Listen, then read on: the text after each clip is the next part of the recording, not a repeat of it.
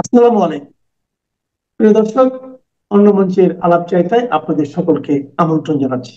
প্রিয় বন্ধুরা, প্রীতি, সালাম এবং শুভেচ্ছা নেবেন। বাংলাদেশের সাম্প্রতিক কিছু ঘটনা, আন্তর্জাতিক বিষয়, এগুলো থেকে আমার মনে কিছু প্রশ্ন জাগছে এবং শুধু এটা আমার একার না, আমি দেখলাম আরো অনেকেই এই বিষয়টা নিয়ে ভাবছেন যে ডক্টর ইউনূসের কি প্রয়োজন ফুরিয়ে এলো। আপনারা অনেকেই জানেন যে এই যে বাইডেন অ্যাডমিনিস্ট্রেশন বাইডেন অ্যাডমিনিস্ট্রেশনের একটা পাপেট হিসেবে ডক্টর ইউনূসকে বাংলাদেশে অবৈধভাবে ক্ষমতায় বসানো হয়েছে এবং তার জন্য যে গত বছরের জুলাই আগস্টে যে ষড়যন্ত্রটা হলো, এই বিষয়গুলোকে একটা বিপ্লব বা গণ অভ্যুত্থানের কালার দেওয়ার চেষ্টা করা হলেও এখন এটা মোরাললেস খুব ক্লিয়ার যেটা একটা আমেরিকান ষড়যন্ত্র ছিল। ডক্টর ইউনূসকে এখানে বসানো হয়েছে। শেখ হাসিনার স্পষ্ট অপরাধ ছিল যে শেখ হাসিনা চোখে চোখ রেখে মার্কিন পরাশক্তির সাথে কথা বলেছিলেন এবং তিনি এই সেন্ট মার্টিন বা বাংলাদেশের কোনো ভূমি মার্কিন শক্তির কাছে বর্গা দিতে রাজি হননি। এটি তিনি কিন্তু গত বছর মার্চ মাসে বলেছেন, সেই ভিডিওটিও এখন আছে। তো সেই জায়গায় শেখ হাসিনার এই স্পর্ধা মানতে পারেনি বাইডেন প্রশাসন, সিআইএ। সুতরাং তারা কি করেছে, তাকে সরিয়ে দিয়ে একটা তথাকথিত বিপ্লবের নামে ডক্টর ইউনূসকে বসিয়েছে। কিন্তু ডক্টর ইউনূসকে কেন বসিয়েছিল? কারণ তাদের কিছু এজেন্ডা ছিল, সেই এজেন্ডা বাস্তবায়ন করার জন্য ডক্টর ইউনূসকে বসানো হয়েছিল। তার মধ্যে একটা এজেন্ডা হলো এই যে মিয়ানমারের সাথে সীমান্ত এলাকায় একটা করিডোর দেওয়া, বে অফ বেঙ্গল ব্যবহার করা, সেন্ট মার্টিন, এই টোটাল যে জিও পলিটিক্যাল বিষয়টা, সেটা যেন ডক্টর ইউনূস আমেরিকাকে দিয়ে দেয়, এটা একটা ইস্যু। দ্বিতীয় ইস্যু হলো যে চট্টগ্রাম বন্দরের যে নিউমোরিং কন্টেইনার টার্মিনালটা আছে, সেটির ব্যবস্থাপনা যেন বিদেশি একটা বহুজাতিক কোম্পানিকে দেয়। তো দুটোই মোটামুটি হয়ে গেছে। নিউমোরিং কন্টেইনার টার্মিনাল যেটাকে বলে এনসিটি, এনসিটি কে ডিপি ওয়ার্ল্ডের কাছে দেওয়া হচ্ছে। ডিপি ওয়ার্ল্ড হলো দুবাই ভিত্তিক একটা বহুজাতিক কোম্পানি, যেখানে আমেরিকান শেয়ারও আছে বলেই আমরা জানি।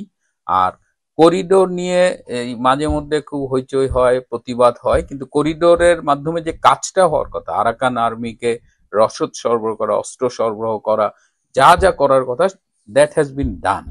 সেটা আপনি কাগজে কলমে করেন না করেন, সেটা হয়ে গেছে। আবার এখানে মাঝখানে এই জাতিসংঘের মধ্যস্থতায় করিডোর বা এইসব অনেক কিছু করার চেষ্টা করা হয়েছে, কিন্তু আমেরিকা তো ওভাবে কাজ করে না। আমেরিকা যা চেয়েছে ডক্টর ইউনূস দিয়ে দিয়েছে। আমেরিকার সেট এজেন্ডার বাইরেও ডক্টর ইউনূসের নিজস্ব কিছু এজেন্ডা আমরা দেখতে পাচ্ছি, যেটা আমি যেহেতু ডক্টর ইউনূসকে পার্সোনালি খুব চিনি অনেকদিন ধরেই, আমি কিন্তু কখনো ভাবিনি যে ডক্টর ইউনূস এই মাত্রায় ব্যর্থ হবেন এবং এত নিচে নামবেন। আমেরিকান এজেন্ডা বাস্তবায়নের পাশাপাশি তিনি নিজস্ব এজেন্ডা বাস্তবায়ন করেছেন, সেটা আবার পাকিস্তানের আইএসআই এর সাথে মিলে।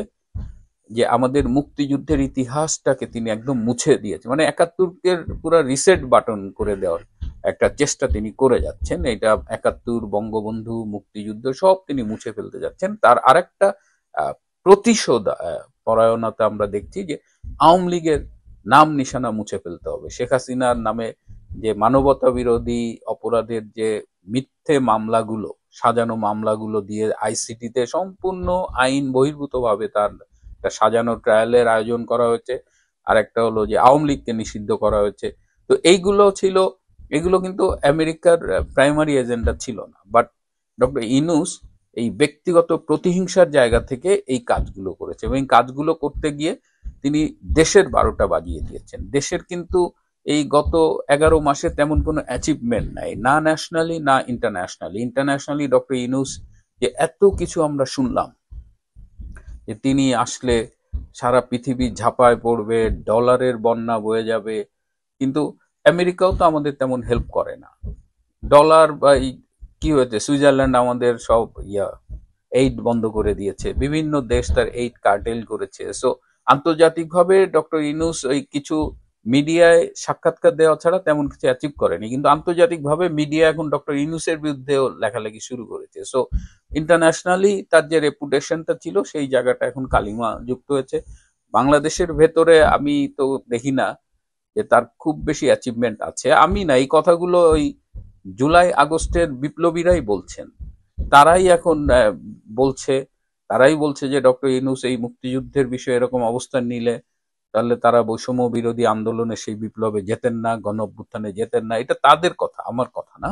এবং প্রচুর ছোট ছোট ভিডিও ক্লিপ ভাইরাল হয়ে যাচ্ছে যে তারা কিভাবে প্রতারিত হয়েছে। সো এই প্রতারণাটা করা হয়েছে। কিন্তু এই অবস্থায় আমেরিকা কি মনে করছে যে ডক্টর ইউনূসের প্রয়োজন তাদের কাছে ফুরিয়ে গেছে? এটি বলার আরো একটি কারণ হলো, এই যে যে ট্যারিফ ঘোষণা করা হলো, 14টা দেশকে চিঠি দেওয়া হয়েছে, তার মধ্যে বাংলাদেশ আছে। এবং দেখেন, বাংলাদেশকে কোনো ছাড় দেওয়া হলো না, 35% অ্যাডিশনাল ট্যারিফ যোগ করা হয়েছে। মানে আগে একটা কনফিউশন ছিল যে এই 35% কি ওভারঅল টোটাল নাকি এটা অ্যাডিশনাল। তো এটা মোটামুটি এখন ক্লিয়ার যে আগে আমরা 15% ট্যারিফ দিতাম প্লাস 35%, তার মানে 50% ট্যারিফ দিয়ে আমাদের গার্মেন্টস আমেরিকার মার্কেটে এক্সপোর্ট করতে হবে, উইচ ইজ মানে very difficult, which will be very challenging for us. কারণ at the same time Vietnam আরো কম ট্যারিফ দিয়ে আমেরিকার মার্কেটে প্রবেশ করবে এবং অন্যরাও করবে। সো আমরা একটা ডিফিকাল্ট সিচুয়েশনে পড়েছি। তো এই অবস্থায় কেন আমাদের ফেস করতে হলো? কেন যে আমেরিকা ডক্টর ইউনূসকে বসিয়েছে সেই আমেরিকা কেন ডক্টর ইউনূসকে এই কনসেশনটা করলো না? এর অনেকগুলো কারণ আছে। একটা কারণ হলো যে Trump doesn't like Yunus personally. এইটা কিন্তু এভিডেন্স, ডকুমেন্টেড। এই যে বিশেষ করে 2016 সালে হিলারি ক্লিন্টনের সাথে ট্রাম্প নির্বাচন করে যখন বিজয়ী হয়েছিল, তখন ডক্টর ইউনূস হিলারি ক্লিন্টনের নির্বাচনী ফান্ডে ডোনেট করা শুধু না, তিনি নির্বাচনী ফলাফলের পরে বলেছিলেন যে আমেরিকার জন্য এটা একটা কলঙ্কজনক দিন। হ্যাঁ, মানে ট্রাম্পের বিজয়ের কারণে তিনি কলঙ্কজনক বলে অভিহিত করেছিলেন। তো এই জায়গায়, এবং সেই থেকে ট্রাম্প কিন্তু ডক্টর ইউনূসকে মাইক্রো ক্রেডিট গাই বলে ডাকেন। সুতরাং এখনো আমি আমাদের বিভিন্ন সূত্র জানাই যে ট্রাম্পের ডক্টর ইউনূসের প্রতি মনোভাব কিন্তু বদলায়নি। কিন্তু বাংলাদেশের প্রতি আমেরিকার যে ট্রাম্প এই বাইডেন অ্যাডমিনিস্ট্রেশনের যা যা ছিল সেটা এখনো কিন্তু কন্টিনিউ করছে। কারণ ট্রাম্পের অ্যাডমিনিস্ট্রেশনের লোকজন এখনো সাউথ এশিয়ার দায়িত্ব পুরোপুরি বুঝে নেয়নি। এখনো সাউথ এশিয়ার assistant state secretary Paul Kapur দায়িত্ব নেয়নি। সো এখনো ওই to be continued Biden administration যেভাবে বাংলাদেশের ব্যাপারে যেভাবে এগিয়ে যাচ্ছিল, যে প্ল্যান করছিল, সেটাই কন্টিনিউ করছে। কিন্তু it will be soon changed. সেটা নিয়ে আমি কাল বা পরশু কথা বলবো। কিন্তু শুধু এটুকু বটম লাইন যে ইউনূসের অ্যাকসেপ্টেবিলিটি নাই। আমাদের প্রাইভেট সেক্টর এখন ইউনূসকে ব্লেম করছে যে যারা আমেরিকায় বিজনেস করতো তাদের কেন এই প্রক্রিয়া ইনভলভ করা হয়নি। তারা কি করলো, ডক্টর ইউনূস ডক্টর খলিলকে পাঠালেন, আর খলিল কি করলো, রাষ্ট্রের টাকা খরচ করে ইউনূসের পরামর্শ মতো একটা লবিস্ট ফার্ম নিয়োগ করলো। এই লবিস্ট ফার্ম এরা তো মিলিয়ন মিলিয়ন ডলার নেয়। সো রাষ্ট্রের মিলিয়ন মিলিয়ন ডলার আমরা লস করলাম, পাওয়ার মধ্যে কিছুই পাইলাম না। এবং ইউনূসের প্রয়োজনটা আমেরিকার কাছে মোটামুটি শেষ, টিস্যু পেপারের মতো অবস্থা আর কি। আমেরিকা যে কোনো দিন ডক্টর ইউনূসকে ছুঁড়ে ফেলে দেবে। কিন্তু এই যে দেশের এই অবস্থা, এর থেকে উত্তরণ কি হবে? এর থেকে উত্তরণের কিন্তু অনেকগুলো সম্ভাবনা তৈরি হয়েছে, আপনারা যদি চোখ কান খোলা রাখেন। এবং মানুষজনের মধ্যে একটা ক্ষোভ এখন চরমভাবে দানা বেঁধেছে। এই যে ধর্ষণ, একটা উৎসব চলতেছে, ধর্ষণের উৎসব চলতেছে, খুনের উৎসব চলতেছে। দেখা যায় যে বাড়ি থেকে নিখোঁজ, 2 দিন পরে তার লাশ পাওয়া যাচ্ছে এই এই গর্তের মধ্যে, ওই বালির মধ্যে, ওইখানে পুঁতে রাখা হয়েছে। সো ধর্ষণ এবং হত্যার একটা আহ, মহা উৎসব চলছে দেশে। যারা গুম, হত্যা এসবের কথা বলতেন তারা কিন্তু মুখে কুলুপ এঁটে আছেন। সো এই জায়গাটা দেশের মানুষ কিন্তু এখন চরম ক্ষুব্ধ। দেশের মানুষ একটা উদ্ধার চাচ্ছে, যে এই পরিস্থিতি থেকে একটা উদ্ধার চাচ্ছে। এবং এই উদ্ধারে যাদের ভূমিকা রাখার কথা ছিল তাদের দিকে তাকিয়ে আছে আমাদের বাংলাদেশ আওয়ামী লীগ, যাকে নিষিদ্ধ ঘোষণা করা হয়েছে, ছাত্র এবং তার সব অঙ্গ সংগঠন, ভ্রাতৃপ্রতিম সংগঠন, সবাইকে নিষিদ্ধ করা হয়েছে। কিন্তু এরা কেউ বসে নেই, কারণ আওয়ামী লীগকে তো আর চাইলেই নিষিদ্ধ করা যায় না। তো এরা এরা কিন্তু এখন পুরো মাত্রায় সক্রিয় রাজনীতিতে, 1 নম্বর। আর 2 নম্বর, মানুষের একটা প্রত্যাশা ছিল এই সশস্ত্র বাহিনী, বিশেষ করে সেনাবাহিনীকে ঘিরে, বিশেষ করে সেনাবাহিনীর প্রধান ওয়াকারুজ্জামানের উপরে তাদের একটা প্রত্যাশা ছিল যে জেনারেল ওয়াকার হয়তো দেশ, মুক্তিযুদ্ধ, স্বাধীনতার চেতনা এগুলো রক্ষায় এগিয়ে আসবেন। কারণ আমাদের সেনাবাহিনী ও মুক্তিযুদ্ধের মধ্য দিয়ে কিন্তু গঠিত। তো এই অবস্থায় মানুষ, ধরেন যদি বলি গত মার্চে যে পরিমাণ মানুষ জেনারেল ওয়াকারের উপরে আস্থা রেখেছিল, এইটা কিন্তু মার্চের পরে গ্রাজুয়ালি কমে গেছে। এবং আজকের বাস্তবতা হলো যে আজকে মানুষ কিন্তু জেনারেল ওয়াকারের কাছে আর কোনো কিছু প্রত্যাশা করে না। এবং জেনারেল ওয়াকার সবার সাথে গেম খেলেছে। জেনারেল ওয়াকার ভারতীয় আর্মির সাথে সুসম্পর্কের নামে তাদের সাথে গেম খেলেছে, ভারতের সাথে গেম খেলেছে, আমেরিকার সাথে গেম খেলেছে। তো জেনারেল ওয়াকার সবার সাথে গেম খেলেছে, শুধুমাত্র এই জামাতিদের সাথে তার সুসম্পর্কটা 5ই আগস্ট যেমন ছিল এখনো আছে। এবং তিনি মোটামুটি তার কথাবার্তা আচরণে নিজেকে একজন জামাতি মনোভাবাপন্ন বা সমর্থক হিসেবেই বারবার প্রমাণ করছেন। তো এই অবস্থায় হয়েছে কি, মানে এটা এমন একটা বিষয় যে দেশে এখন একটা পরিবর্তন আসন্ন, পরিবর্তনের ট্রেনটা যাত্রা শুরু করেছে। এই ট্রেনে চাইলে জেনারেল ওয়াকার ড্রাইভিং সিটে বসতে পারেন, তিনি ট্রেনটা ড্রাইভ করতে পারেন।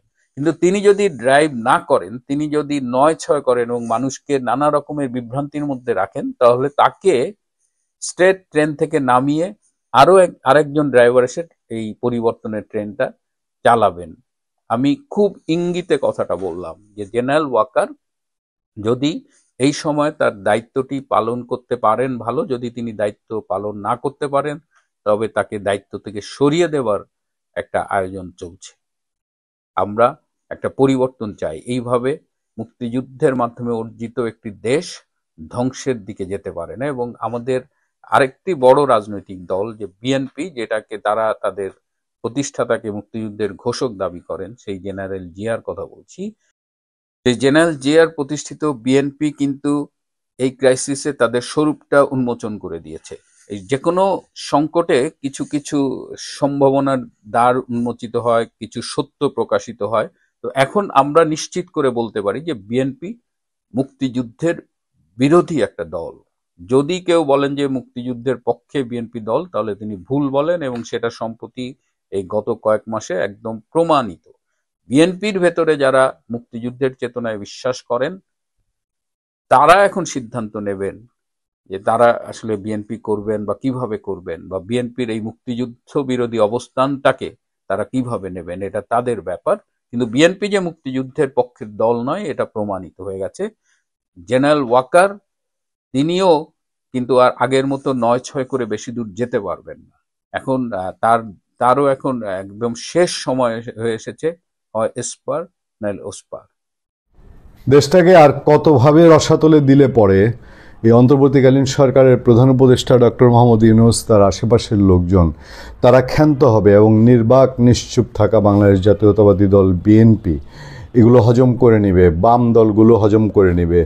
আশেপাশে থাকায় জোনায়েদ সাকি বা তাদের যে দলগুলো যারা ঐক্যমত্য কমিশনে ঘোরাফেরা করে, এতদিন যারা আপনার পুঁজিবাদের বিরুদ্ধে, সাম্রাজ্যবাদের বিরুদ্ধে স্লোগান দিয়ে গলা ফাটিয়েছে এবং একটা সুষম বৈষম্যহীন সমাজের জন্য, সমাজতন্ত্রের জন্য কত কি দিল আত্মা ছেড়ে দিয়ে দেয়, তারা কবে শান্তি পাবে এটা বোঝা খুব মুশকিল। দর্শক, ডেইলি স্টার একটা রিপোর্ট করেছে, আপনার বলে না যে সামনে দিয়ে মশা গেলে ধরে আর পেছন দিয়ে হাতি গেলে টের পায় না। ট্রাম্পের শুল্কের খড়গ এটাকে খুব ঢাকঢোল পিটিয়ে ইউনূস সাহেবের সফলতা হ্যানত্যান বলে এটারে 20%-এর মধ্যে আনছে। করলো কি তলে তলে ভেতরে আমেরিকার সাথে এনডিএ চুক্তি করলো, নন ডিসক্লোজার এগ্রিমেন্ট। সেই এগ্রিমেন্টে যে কি কি করেছে এর কিছুই কিন্তু এখনো জানা যায়নি। একটু সামান্য অংশ ফ্ল্যাশ করেছিল এনবিআর একজন কর্মকর্তা, তার চাকরি গেল। সামনের দিনে সরকারগুলো এসেও সেটার প্রকাশ করার হিম্মত দেখাবে কিনা এটাও বোঝা খুব মুশকিল। তবে ছোট্ট একটি ঘটনা ঘটেছে, যুক্তরাষ্ট্রের কৃষি বিভাগের সাথে বাংলাদেশের কৃষি বিভাগটি সমঝোতা স্মারক করেছে এবং আন্তর্জাতিক বাজার দরের চেয়ে পার ডলারে প্রায় $100 ডিফারেন্স, $100 সমান এখন 12-13 হাজার টাকা। সেই ডিফারেন্সে আমেরিকা থেকে গম কিনছে। আমেরিকার গমের দাম $308 পার মেট্রিক টন। আর আপনি যদি অন্য কোনো দেশ থেকে আনেন, সেটা যদি রাশিয়া থেকে আনেন, তাহলে আপনার সর্বোচ্চ পড়বে $230। আপনি দেখেন, মানে টন প্রতি প্রায় 10-12 হাজার টাকা ডিফারেন্স। ডেইলি স্টার সংশ্লিষ্ট খাদ্য দপ্তরের লোকজনকে প্রশ্ন করেছে, হায় রে কিচ্ছা, আমেরিকার গম ভালো, আমেরিকার গমে প্রোটিন বেশি, আমেরিকার গম বেশি। এতদিন কিন্তু রাশিয়ার গম খায় টিকেছিলেন, ইউক্রেনের গম খায় টিকেছিলেন। বাঙালির গম হইলেই পেটটা তো ভরছে।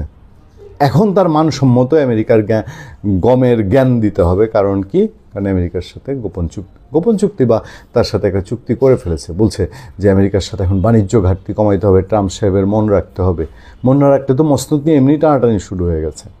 মানে এই যে মৎস্যব, এই মৎস্যব সব চুপচাপ বৈষম্য আর বৈষম্য। কত টাকা তলে তলে সরকারের এদিকে আসতেও কাটছে, যাইতেও কাটছে। জুলকারনাইন শাহের প্রায়ই তো পোস্ট দেন এই সরকারের বহু অসামঞ্জস্যতা তিনি জনমনে এবং পাবলিকলি প্রকাশ করেন। জুলকারনাইন শাহের একটা পোস্ট থেকে আমরা জানতে পেরেছি, এবং তিনি অথেন্টিক সোর্স, এখন পর্যন্ত তার কোনো ইনফরমেশন ফেক বা ব্ল্যাঙ্ক প্রমাণ হয়নি। তিনি একেবারে হোটেল বিলের স্ক্রিনশট দিয়ে তিনি দেখিয়ে দিয়েছেন যে আমাদের এই যে গরিব দেশের মহান শান্তিতে নোবেলজয়ী প্রধান উপদেষ্টা ডক্টর মোহাম্মদ ইউনূস লন্ডনে গিয়ে যে হোটেলে থেকেছেন, সেই হোটেলের ভাড়া প্রতি রাতে 9.5 লাখ টাকার উপরে পার নাইট। চিন্তা করতে পারেন এই গরিবের দেশের মানুষের মানে সরকার প্রধান গিয়ে থেকেছে, তাকে 9.5 লাখ টাকার উপরে রুমে থাকতে হয়েছে। 4 রাতে প্রায় 38 লাখ টাকা তিনি তার রুমের শুধু ভাড়া দিয়েছেন, শুধু তার নিজের রুমের। তার নিরাপত্তা উপদেষ্টা, যাকে নিয়ে এত আলোচনা এত বিতর্ক, সেই লোক থেকেছে 8 লাখ টাকা প্রতি রাতের ভাড়ার রুমে, এবং 4 দিনে তার বিল হয়েছে 32 লাখ টাকা। মানে দুইজনে মিলে প্রায় কোটিখানেক টাকা, 80-90 লাখ টাকার মতন, 80-90 লাখ টাকার মতন শুধু হোটেল রুম ভাড়া দিয়েছে। তাহলে সেখানে খাবার দাম কি পড়ে জানেন? বাংলাদেশে বহু বহু বহু বড় লোক আছে, আপনারা ওদেরকে চেনেন না, জানেন না। তারা দেশের বাইরে থেকে ওই হিমালয়ান ওয়াটার আনান, মানে পানি, সে এত পিউরিফাইড ওয়াটার আনায়, সেই ওয়াটারের 1 লিটারের দাম কিন্তু বাংলাদেশের টাকায় 4,000, 5,000, 7,000 টাকা। তো লন্ডনের যে হোটেলের ভাড়া 9 লাখ টাকা, সেই হোটেলের প্রতি বেলায় খাবারের দাম কত এসছে? লন্ডনে তো গিয়েছেন ডক্টর ইউনূস তার ব্যক্তিগত কাজে, চারদিকে এটা প্রতিষ্ঠিত। তিনি দেশের কোনো কাজেই যান নাই, ওই দেশের প্রধানমন্ত্রীর সঙ্গেও তার কোনো অ্যাপয়েন্টমেন্টে ছিল না, দেখাও হয়নি। সোজা জাতির একটা ব্রাব দিয়ে তিনি ওইখানে গেছেন। এখন মেট্রো রেলে নিহত পরিবারকে 5 লাখ টাকা উনি অনুদান দেন। মনে আছে মাইলস্টোনে যারা মারা গিয়েছিল তাদের মৃত প্রত্যেকের জন্য টাকা তোলা শুরু করেছিল ডক্টর ইউনূসের প্রধান উপদেষ্টার ফেসবুক পোস্ট থেকে, তবে কিছুক্ষণের মধ্যে সেটা ডিলিট করে অনুদান চাওয়া ফান্ড তহবিল বানানো শুরু করেছিল। নিজেরা দেশের লক্ষ লক্ষ লক্ষ লক্ষ টাকা তারা বাইরে গিয়ে মৎস্যব করে আসছে, নিজের ব্যক্তিগত প্রয়োজনে গিয়ে ভ্রমণ বিলাস করে আসছে, আবার এই দেশের জন্য বড় বড় কথা বলে। মানে এগুলো, এবং আমি বললাম না, আমার আফসোসটা লাগে যে এই দেশের রাজনৈতিক দল যারা, আওয়ামী লীগ তো ফেসিস্ট, আপনারা বলছেন আওয়ামী লীগ ফেসিস্ট, স্বৈরাচারী, এ না হয় খারাপ, আপনারা তো ভালো। আপনারা কিভাবে এগুলো সহ্য করছেন দিনকে দিন? শুধুই আগামীবার প্রধানমন্ত্রী হবেন, ক্ষমতায় যাবেন সেই জন্যে? এটা কি আফসোস লাগে না? একবার ভাবতে ইচ্ছা করে না? প্রতিটা ক্ষেত্রে, প্রতিটা জায়গায় এই যে সংস্কারের নামে এতগুলো লোককে নিয়ে মিটিং করেছে, চা পান খেয়েছে, প্রতিদিন এই হিসাব বের হবে কিনা কোনোদিন জানি না। এই সংস্কারের নামে যে লোকগুলাকে হায়ার করে এনেছে, এই আলী রিয়াজকে যে নিয়েছে বাংলাদেশে এত এত বিশেষজ্ঞ রেখে, ইভেন স্বাধীন মালিকের মতো লোককে তারা ছুঁড়ে ফেলে দিয়েছিল। এই আলী রিয়াজ কত টাকা বেতন নিয়েছে, তারা কত টাকার চা খেয়েছে, আলী রিয়াজ আর কি কি সুবিধা নিয়েছে, এগুলো একত্রিত করলে পরে শেষতক বাংলাদেশ সংস্কারের নামে কি অশ্বডিম্ব পাবে?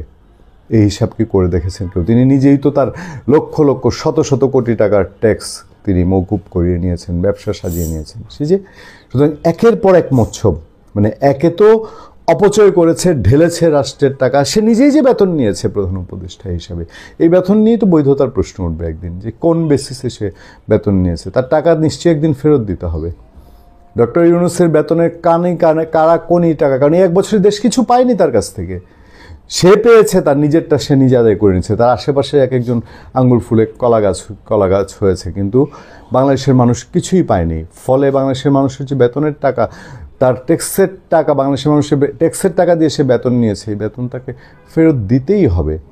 এবং এই গম অতিরিক্ত দামে কেনা, এই যে গিয়ে লন্ডনে গিয়ে সুপার ক্লাস হোটেলে বাংলাদেশের মানুষের ট্যাক্সের টাকায় বিলাস ভ্রমণ করে আসা, এসব জিনিস কখনোই বিনা চ্যালেঞ্জে যায় না। শেখ হাসিনার আমলে যতগুলো অপরাধ অন্যায়ের কথা বলেছেন, এর আগে 4 দলীয় জোট সরকারের সময় যত অন্যায় অপরাধের কথা বলেছেন, অনেকগুলোই তো সামনে এসছে। ফাঁকি দিয়ে গেলেও সুখে তো নাই, শান্তিতে তো নাই। সেগুলো সব কিছুই মানুষ একভাবে না একভাবে সেগুলোর হিসাব নিয়েছে। আমরা কত বড় বড় বিগ শটের নাম জানতাম না 4 দলীয় জোট সরকারে। শেখ হাসিনার 2008-এর সরকারের অনেক বিগ শট ছিল। এই দেশের মানুষ তাদের কড়াই গণ্ডায় তাদের হিসাব বুঝিয়ে দিচ্ছে। আমি এই জন্যই বারবার বলি, এরা যতই ওই জঙ্গিবাদকে প্রশ্রয় দেখ বা খুব এক্সট্রিমিস্টদের প্রশ্রয় দেখ, যতই আন্তর্জাতিক খেলাধুলার চেষ্টা করুক, বাংলাদেশের মানুষ শুধু ঘাপটি মেরে আছে, তারা চুপ করে আছে। তারা বুঝতে দিচ্ছে না যে তাদের ধৈর্যের বাঁধ ভেঙে যাচ্ছে। এইভাবে রাষ্ট্রের টাকা যদি অপচয় করতে থাকে, নষ্ট করতে থাকে, বাংলাদেশে যেখানে একটা উন্নয়ন কর্মকাণ্ড নাই, একটা জায়গায় একটা ইট গাঁথে না পর্যন্ত সমস্ত উন্নয়ন কাণ্ড মুখ থুবড়ে পড়ে আছে, সমস্ত স্থানীয় সরকারের সেবা প্রায় বন্ধ হয়ে আছে, সেই সময় রাষ্ট্রের টাকাগুলো লন্ডনে গিয়ে খরচ করা, এই এত অতিমাত্রায় টাকা দিয়ে গম কেনা ট্রাম্প সাহেবের মন রাখার জন্য, কারণ তারা তো বসিয়েছে, নিয়োগকর্তাকে তো খেপানো যায় না। এগুলো এক সময়ে এই সরকারের হিতে অবশ্যই বিপরীত হয়ে আসবে। বাংলাদেশের ভবিষ্যতের পথ রেখায় এখন সবচেয়ে আলোচিত বিতর্কিত নথি হলো জুলাই জাতীয় সনদ। 2024 সালের বৈষম্য বিরোধী লাল জুলাই গণ অভ্যুত্থানের রক্তঝরা পটভূমি থেকে উঠে আসা এই সনদই যেন নতুন রাষ্ট্র কাঠামোর মানচিত্র। কমপক্ষে সরকার ও জাতীয় ঐকমত্য কমিশনের বক্তব্যে সেটাই ইঙ্গিত। অন্তর্বর্তী সরকারের প্রধান উপদেষ্টা অধ্যাপক মোহাম্মদ ইউনূস এটিকে বর্বরতা থেকে সভ্যতায় উত্তরণের দলিল আখ্যা দিয়েছেন। এই বর্ণনা যেমন প্রশ্ন তোলে অতীতের উপর, তেমনি প্রত্যাশা তৈরি করে ভবিষ্যতের প্রতি।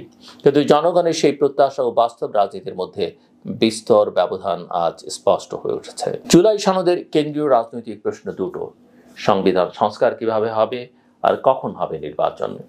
জাতীয় ঐকমত্য কমিশন যে কাঠামোতে এগুচ্ছে, তাতে আগামী জাতীয় সংসদ নির্বাচনের মাধ্যমে গঠিত হবে সংবিধান সংস্কার পরিষদ। সংসদই একই সঙ্গে পরিষদের ভূমিকা পালন করবে। 9 মাসের মধ্যে সনদের সংস্কারগুলো বাস্তবায়নের লক্ষ্য ধরা হয়েছে, কিন্তু 9 মাস শেষে যদি পরিষদ ব্যর্থ হয় তখন কি পরিণতি? এই প্রশ্নের কোনো নির্দিষ্ট উত্তর কমিশন এখনো দেয়নি। এর ফলে গণভোটে সাংবিধানিক আদেশ অনুমোদিত হলেও বাস্তবায়নের নিশ্চয়তা ঝুলে থাকে। বিশেষজ্ঞরা নির্দেশনামূলক বাস্তবায়ন চান, কমিশনের ইচ্ছা বাধ্যতামূলক করা, কিন্তু উপায় কি সেটি ধাঁধা। যে 3টে বিকল্প আলোচনা হয়েছে সেগুলোর প্রতিটি যুক্তিতর্কের ফাঁদে আটকে গেছে। প্রথম বিকল্প, 9 মাস ব্যর্থ হলে সংসদ বিলুপ্ত, নতুন নির্বাচন, কিন্তু এটি নতুন সাংবিধানিক ও প্রশাসনিক সংকট ডেকে আনতে পারে। দ্বিতীয় বিকল্প, সময়সীমা পেরোলেই স্বয়ংক্রিয় সংবিধান সংশোধন। এটি অগ্রহণযোগ্য, কারণ সনদ কোনো সংস্কার বিল নয়।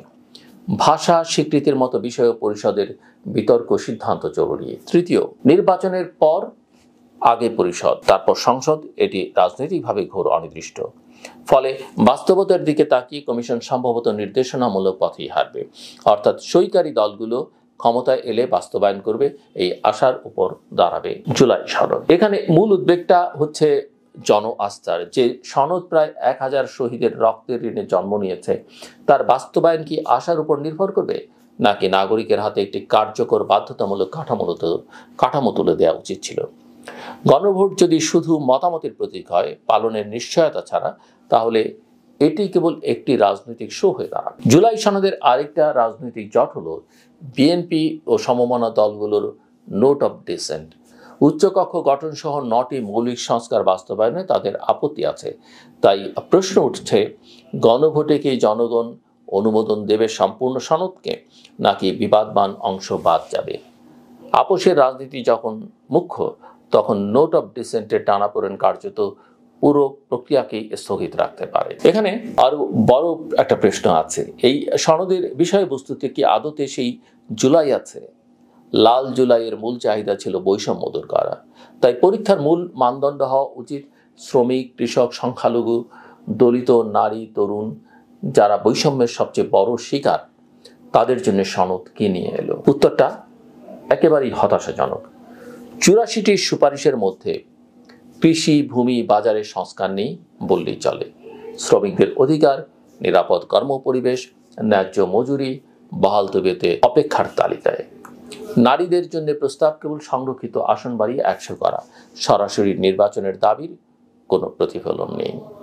তরুণদের চাকরি, বৈষম্য, কোটা, দক্ষতা উন্নয়নের প্রশ্ন অনুপস্থিত, যদিও তাদেরই রক্তে এসেছে এই সনদ। দারিদ্র্য, বেকারত্ব দেশের 2 প্রধান সমস্যা, উচ্চ, অথচ দেশের প্রায় 4-5 কোটি মানুষ দারিদ্র্যের চক্রে বন্দী। আর জলবায়ু সংকট বাংলাদেশের ভবিষ্যতের সবচেয়ে বড় নিরাপত্তা হুমকি উপেক্ষিত। অধ্যাপক ইউনূসের বিখ্যাত 30 শূন্য দারিদ্র্য, শূন্য বেকারত্ব, শূন্য কার্বন, যার জন্য তিনি বিশ্বের সম্মান পেয়েছেন, সেই নীতির প্রতিফলন নেই নিজ দেশে তৈরি এক ঐতিহাসিক দলিলে, যদিও তিনি এটাকেই ঐতিহাসিক দলিল বলছেন। তাই প্রশ্ন, ভবিষ্যৎ কি এতটাই অতীতে বন্দী? ঐকমত্য কমিশন সংশ্লিষ্ট আলোচনার আরেকটি ব্যর্থতা, সমাজের শতকরা 50% মানুষ অর্থাৎ নারীদের অংশগ্রহণ নিশ্চিত না করা। রাজনৈতিক দলগুলোর প্রতিনিধি দলে নারীর উপস্থিতি ছিল খুবই ক্ষীণ, অথচ নারী নেতৃত্ব ও অংশগ্রহণ ছাড়া কোনো সংস্কারই টেকে না। সবচেয়ে উদ্বেগজনক বিষয়, অন্তর্বর্তী সরকারের গঠিত 11টি কমিশনের মধ্যে মাত্র 5টির সুপারিশ রাজনৈতিক দলগুলোর সামনে উপস্থাপন করা হয়। পুলিশ সংস্কারের গুরুত্বপূর্ণ সুপারিশগুলো বাস্তবায়ন হয়নি, যদিও 2024 সালের সহিংসতার কেন্দ্রে ছিল আইন শৃঙ্খলা বাহিনীর ভূমিকা। প্রশ্ন থেকে যায়, উপদেষ্টারা এতদিন কি করলেন? এখানে আস্থার সংকট বাড়িয়ে তুলছে নতুন রাজনৈতিক তৎপরতা। বাংলাদেশ জাতীয়তাবাদী দল বিএনপি বলছে, নির্বাচনের আগে অন্তর্বর্তী সরকারকে তত্ত্বাবধায়ক ভূমিকা নিতে হবে। এনসিপি চায় নির্বাচন কমিশন সংস্কার। জামায়াত প্রশাসন ঢেলে সাজানোর দাবি তুলেছে। এই সবই প্রমাণ করে সংস্কারের অগ্রগতি যত বিলম্বিত হচ্ছে, সন্দেহ তত বাড়ছে সব মহলে। সুতরাং অন্তর্বর্তী সরকারের প্রতি জরুরি আহ্বান, 84টির মধ্যে যে 40টি সুপারিশে সম্পূর্ণ ঐকমত্য আছে এবং যেগুলো প্রশাসনিক আদেশেই বাস্তবায়ন সম্ভব, সেগুলো অবিলম্বে কার্যকর করুন। জনগণ দেখতে চায় পরিবর্তন সম্ভব। জুলাই সনদের সঠিক স্নায়ু হলো কর্ম, কথা নয়। একই সময়ে জামায়াতের মতো দল অতীতের ভুলের জন্য নিঃশর্ত ক্ষমা চেয়ে একটি ইতিবাচক রাজনৈতিক আচরণ দেখিয়েছেন বলে কেউ বলবার চেষ্টা করছেন, কিন্তু সেটা যে কেবল নির্বাচনের কৌশলে সীমাবদ্ধ নয় তা বলা যাবে না। তবে ক্ষমা নয়, তা হবে ভণ্ডামির আরেক অধ্যায়। এখানে বলে রাখা ভালো যে জামায়াত ইসলামী কিন্তু তার প্রধান এই যে ক্ষমা চাইছেন, তিনি কিন্তু 71-এর প্রসঙ্গ উচ্চারণ করেননি, তিনি কিন্তু মুক্তিযুদ্ধের কথা বলেননি, তিনি সেই হত্যাকাণ্ড, পাকিস্তানি সেনাবাহিনীকে সহায়তার প্রশ্ন, অগ্নিসংযোগ, ধর্ষণের প্রসঙ্গ আনেননি। যদি কেউ আহত হয়ে থাকে 47 থেকে, তাহলে আমরা ক্ষমা চাই। অর্থাৎ 71কে উপেক্ষা করে, অস্বীকার করে তিনি এই ক্ষমাটা চেয়েছেন সাধারণভাবে, যেন মানুষকে খানিকটা বিভ্রান্ত করা যায়। গণতন্ত্র, প্রতিনিধিত্ব, দায়বদ্ধতার নিরবিচ্ছিন্ন একটা প্রক্রিয়া। শুধু ক্ষমা চাইলেই ইতিহাস শুদ্ধ হয় না, কর্ম ও নীতির ধারাবাহিকতায় ঘটে পরিবর্তন। এটা সবাইকে মাথায় রাখতে হবে। আমরা যখন আওয়ামী লীগের বিচার চাই, দল হিসেবে বিচার চাই, তখন আমাদেরকে কিন্তু জামায়াতের বিচারটাও চাইতে হবে, এবং সেটা কিন্তু আমরা আজকের বাস্তবতায় ভুলে যাই। এই ভুলে যাওয়াটা বড় বিপদ ডেকে আনতে পারে। বাংলাদেশের সামনে এখন একটা অভূতপূর্ব সুযোগ। অন্তর্বর্তী সরকার এখনো নৈতিকভাবে গ্রহণযোগ্য, কিন্তু সময় ফুরিয়ে যাচ্ছে। সংস্কারের বাস্তব অগ্রগতি না হলে গণঅভ্যুত্থানের নৈতিক পুঁজি হারিয়ে যাবে।